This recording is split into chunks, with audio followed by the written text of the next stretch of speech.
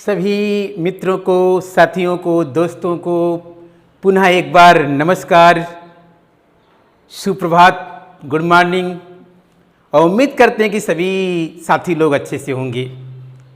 आज पुनः हम मौद्रिक नीति समिति को, क्योंकि अगले क्लास में हमने विजिट किया था और उसकी स्थापना के बारे में बताया था हमने उसमें कितने सदस्य होते हैं ये बताया था। और एक चीज़ और याद रख लीजिएगा, आपको शायद वहाँ स्किप कर गए थे हम, कि मौद्रिक नीति समिति का जो अध्यक्ष होता है वो आरबीआई का गवर्नर होता है। कौन होता है? आरबीआई का गवर्नर होता है। और ये भी हमने कहा था 6 सदस्य होते हैं।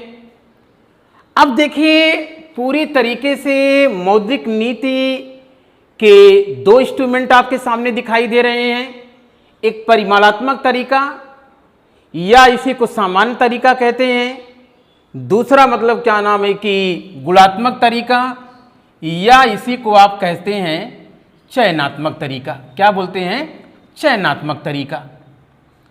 क्या कहते हैं? चयनात्मक तरीका। ये चीज पहला प्रश्न सुनिए कैसे आएगा एग्जाम में। बहुत जल्दीबाजी नहीं करनी है, मस्ती से पढ़िए यार। युवा है, यंग है, बहुत क्षमता आप में है और कुछ करके दिखाइए उसी, और उस करने में हम भी ताकत लगा रहे हैं आपके साथ।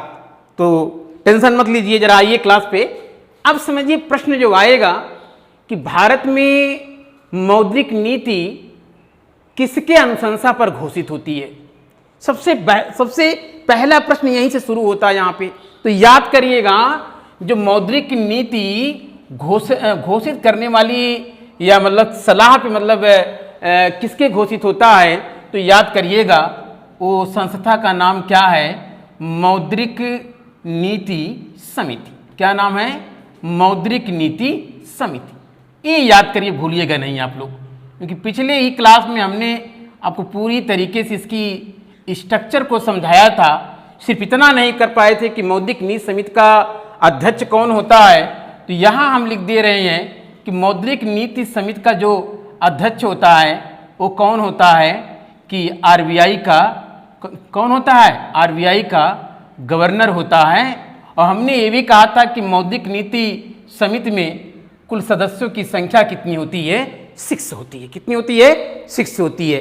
तो याद रखिएगा, जो हमारी मॉनेटरी पॉलिसी होती है वो मौद्रिक नीति समिति के अनुशंसा पर घोषित होती है।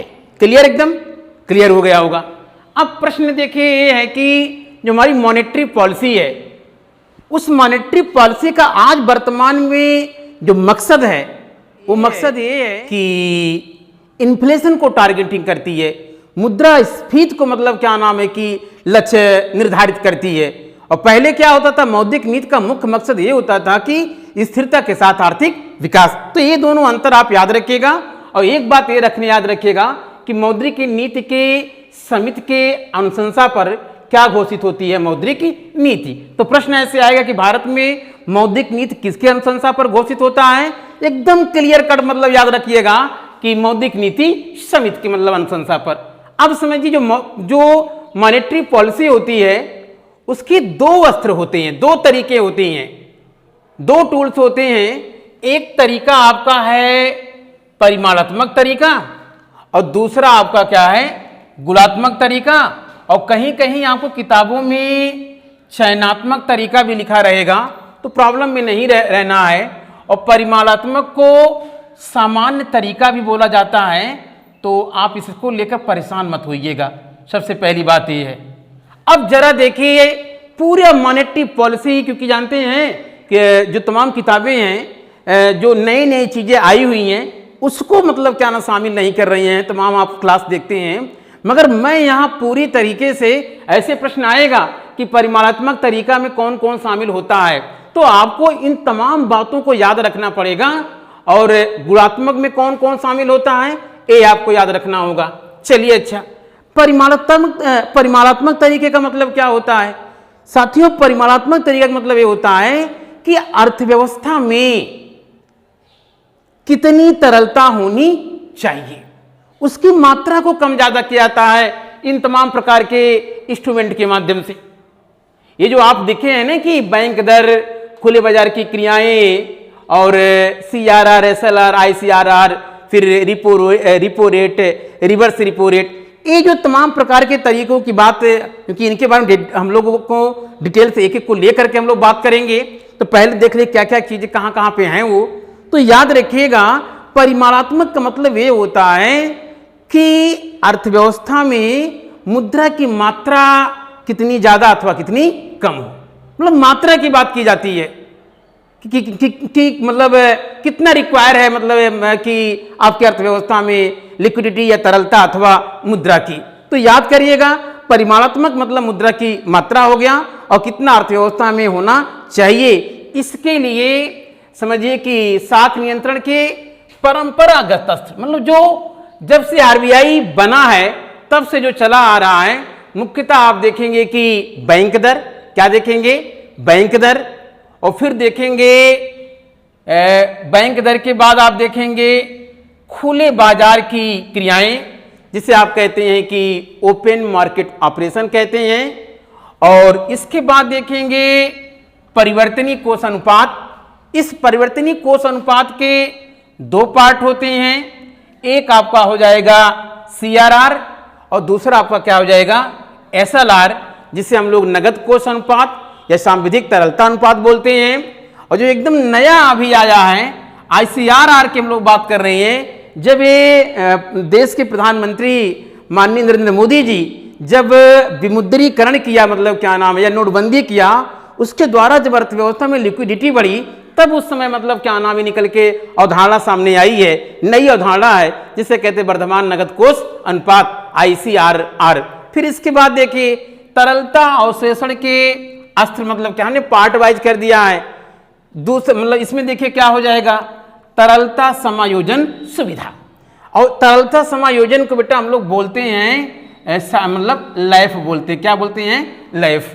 क्या बोलते हैं, लैफ। क्योंकि इसके बाद डिटेल से अध्ययन करना कोई दिक्कत यहाँ पे नहीं है, सिर्फ आप जान लीजिए कि इस लैफ के अंतर्गत क्या क्या आते हैं, repo rate, reverse repo rate, ये ध्यान में रखना आपको अच्छी तरीके से। और पुनः आप लोग देखेंगे कि तरलता अवशोषण के जो अन्य तरीके, क्या कह रहे हैं, तरलता अवशोषण के जो अन्य तरीके आए हैं, मतलब कुल मिला जुला के ये जो चारों पांचों आप देख रहे हैं, विद्यार्थियों भूलिए नहीं, ये परिमाणात्मक तरीका है और परिमाणात्मक तरीके में नए इंस्ट्रूमेंट हैं।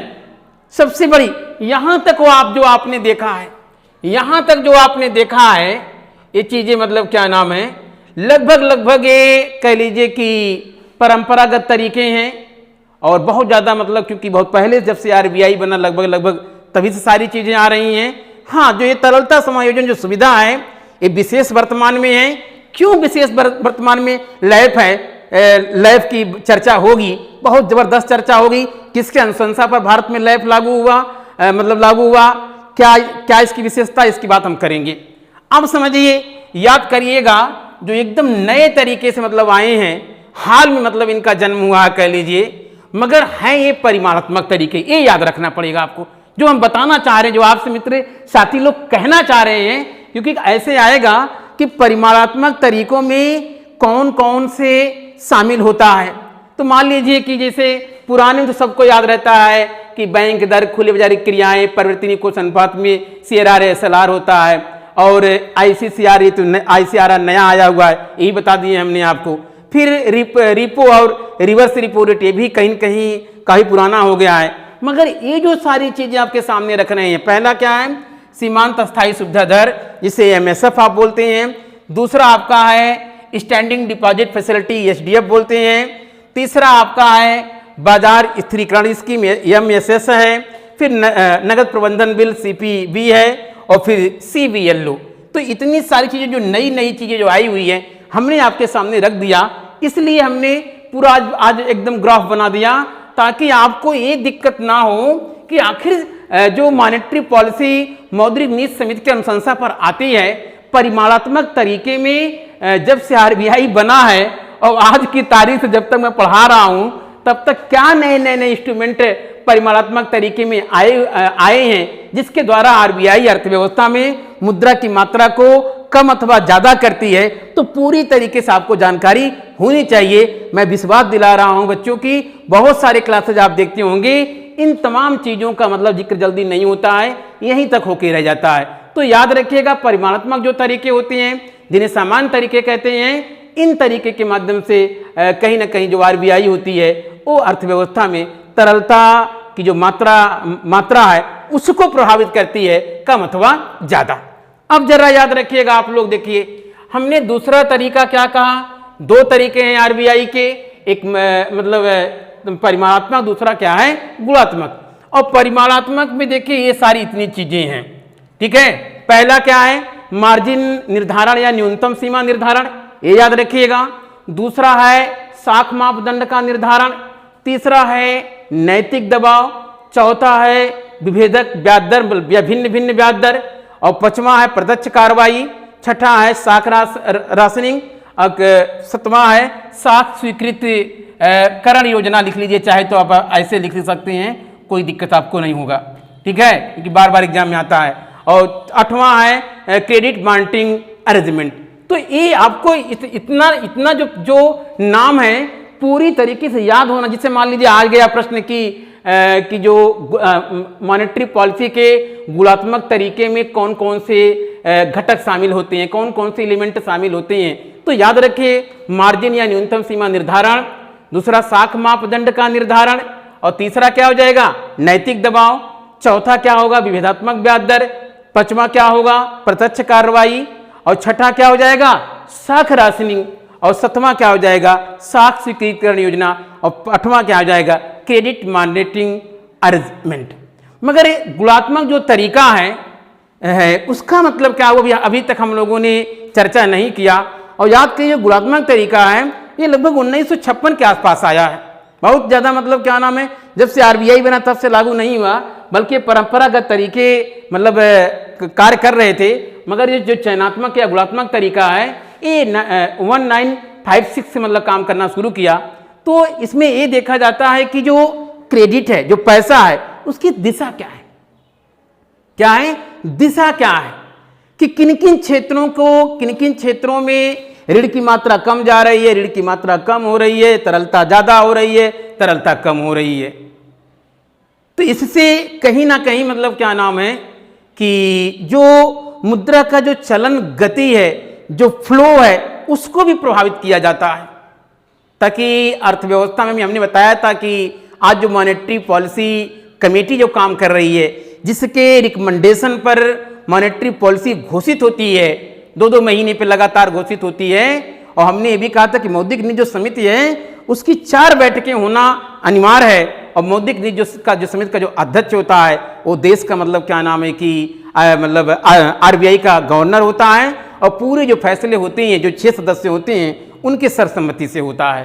तो कुल मिला जुला के याद रखिए, पुनः हम दोहराना चाहेंगे कि याद रखिएगा मॉनेटरी जो पॉलिसी है उसके 2 इंस्ट्रूमेंट है, एक पहला आपका परिमाणात्मक तरीका, दूसरा आपका चयनात्मक या गुणात्मक तरीका। पुनः एक बार दोहरा रहे हैं, साख नियंत्रण के जो पहले के जो तरीके हैं उसमें बैंक दर, खुले बाजार की क्रियाएं, परिवर्तनीय कोष अनुपात। और परिवर्तनीय कोष अनुपात के 2 पार्ट होते हैं, याद रखिएगा, CRR नगद कोष अनुपात, सांवैधानिक तरलता अनुपात जिसे SLR कह रहे हैं। इसके बाद देखिए जो 2016 में जो नोटबंदी हुई थी इसका जन्म वहां से हुआ है, जिसे ICRR कह रहे हैं, वर्तमान नगद कोष अनुपात कह रहे हैं। और तरलता अवशोषण के जो अस्त्र विशेष रूप से जो मतलब वर्तमान में सबसे अधिक कारगर हो रहे हैं, जिसे हम लोग मतलब क्या नाम है कि तरलता समायोजन सुविधा ये देख रहे हैं, जिसे लैब बोलते हैं। क्या बोलते हैं? लैब बोलते हैं, LAF LAF liquidity arrangement facility जिसे कहते हैं। इसके दो अंग होते हैं, रिपो रेट और रिवर्स रिपो रेट। और दूसरा जो तरीका होता है वो कहीं ना कहीं तरलता अवशोषण के अन्य तरीके में, मगर ये नवीन तरीका है बच्चों, ये याद रखिएगा। नए तरीके हैं, कौन कौन है? सीमांत स्थायी सुविधा दर बोल सकते हैं, MSF बोल सकते हैं, स्टैंडिंग डिपॉजिट फैसिलिटी जिसे SDF बोलते हैं, फिर पुनः बाजार स्थिरीकरण स्कीम जिसे MSS, तो सब लोग जानते होंगे लगभग, नगद प्रबंधन बिल CPB और CBLO। और इधर जो गुणात्मक तरीका है, याद रखिएगा विद्यार्थी लोग, मार्जिन निर्धारण या न्यूनतम सीमा निर्धारण, साख मापदंड का निर्धारण, नैतिक दबाव, कभी कभी आरबीआई समझाती भी है जो, क्योंकि उसका जो लक्ष्य होता है अगर वो नहीं पूरा होता है तमाम कमर्शियल बैंकों को, ये सब चर्चा होगी। विभेदक ब्याज दर और फिर प्रत्यक्ष कार्रवाई और साख राशनिंग, फिर साख स्वीकृतिकरण योजना और क्रेडिट मॉनिटरिंग अरेंजमेंट, ये पूरा मॉनिटरी जो मतलब क्या नाम है कि पॉलिसी है वो हमने आपके सामने एकदम पूरी तरीके के 2 पार्ट हैं। दोनों पार्टों में जो संख्यात्मक तरीका है उसमें कौन कौन से मतलब इंस्ट्रूमेंट होते हैं, जो चयनात्मक तरीका होते हैं उनमें कौन कौन से इंस्ट्रूमेंट होते हैं, इन तमाम बातों का हमने आपके सामने जिक्र किया। अब समझिए अब होगा क्या आखिर, अब होगा ये मतलब क्या नाम है कि जो साख नियंत्रण जो ये मतलब बैंक दर है, ओपन मार्केट ऑपरेशन है, CRR है, SLR है, मतलब रिपो रिवर्स रिपो है। अब जो अगली क्लासेज हमारी होंगी निरंतर जो चलती, हमने शुरू में कहा था कि मतलब 14 से 15 घंटा हम लोग बात करना पड़ेगा आरबीआई पे या मतलब कह लीजिए कि वित्तीय बाजार के बारे में। तो अब एक एक मतलब क्या नाम है कि इंस्ट्रूमेंट को लेकर के जो सबसे इम्पोर्टेंट हैं उनकी हम लोग चर्चा करेंगे, क्योंकि बिना चर्चा करे काम चलने वाला नहीं है। सोचते हैं कि जो अर्थशास्त्र इकोनॉमिक्स है उसके एक एक सेगमेंट को अच्छी तरीके से आप तक पहुंचाएं ताकि आप एक सफल इंसान बन सके। तो आज की क्लास विद्यार्थी लोग यहीं तक, और पुनः जब हम मिलेंगे तो पहले परिमाणात्मक तरीके में बैंक दर और ओपन मार्केट ऑपरेशन क्या होता है, और अगर समय मिला तो हम लोग क्या नाम है कि CRR SLR की चर्चा करेंगे। तो तब तक के लिए आपको धन्यवाद देना चाहेंगे। मगर सबसे बड़ी बात यहाँ एक और निकल के आती है कि आज इस 21वीं सदी के तीसरे दशक में आप पहुँच चुके हैं और आप देख रहे होंगे कि कितनी चुनौतियों का सामना करना पड़ रहा है।